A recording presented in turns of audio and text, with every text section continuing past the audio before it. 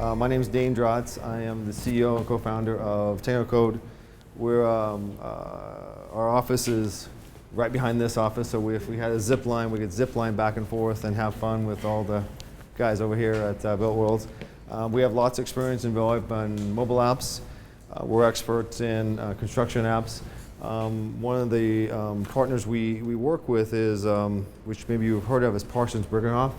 We're their app development partner. So when they have an app idea for their construction buildings or whatever they're doing, they come to us and we brainstorm and we build the app for them. Interesting enough, about 4 years ago, they came to us and said, hey, we have a problem. We're realizing that the constituents aren't really going to the meetings, and the people that are coming to these meetings, we don't want their opinion anyways, because they're complaining about the pothole, the roads coming in, and what we need is we need a broader overview of everyone's opinion and constituents. So what we wanted to do was, it was in actually Atlanta, Georgia. They needed to build a new circle highway, and it was going to affect a lot of people and houses, eminent domains, stuff like that. So what we did is we helped them create an app that helped them engage and educate their users. That was the most important thing that we allowed them to do, to vote on it inside the app. The most important thing about we're a technology company.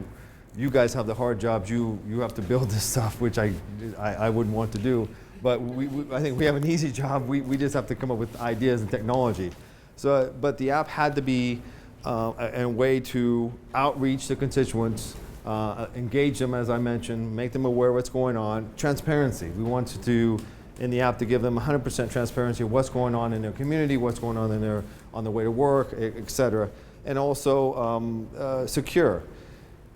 As you know, this is something that there's, like I mentioned before about the town hall meetings, just those kind of users, those kind of constituents. We want their opinions, we want what they want to say, but we want a broader reach. So we worked with a company, with CartoDB, to overlay a map, and we worked obviously with all the names you have to have inside of an app.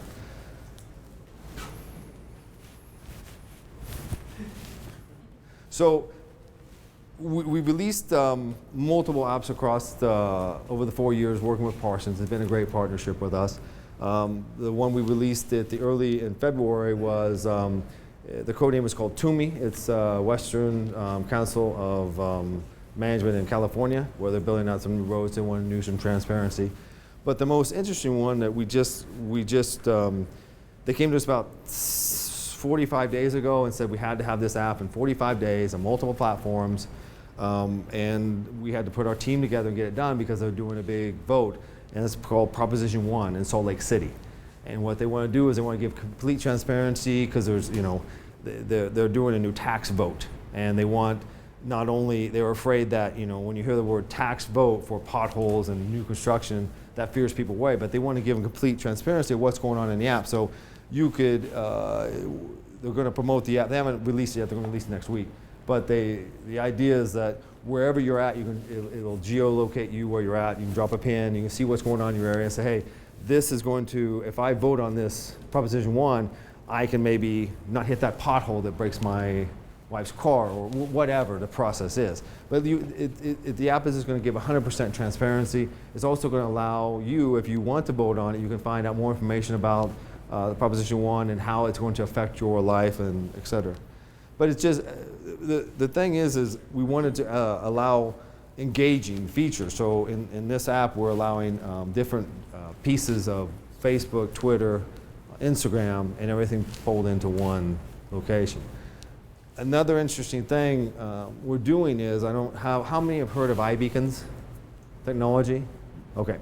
One of the things we're doing is the iBeacons, like, let's say you go into an Apple store. I don't know how many people Apple's here.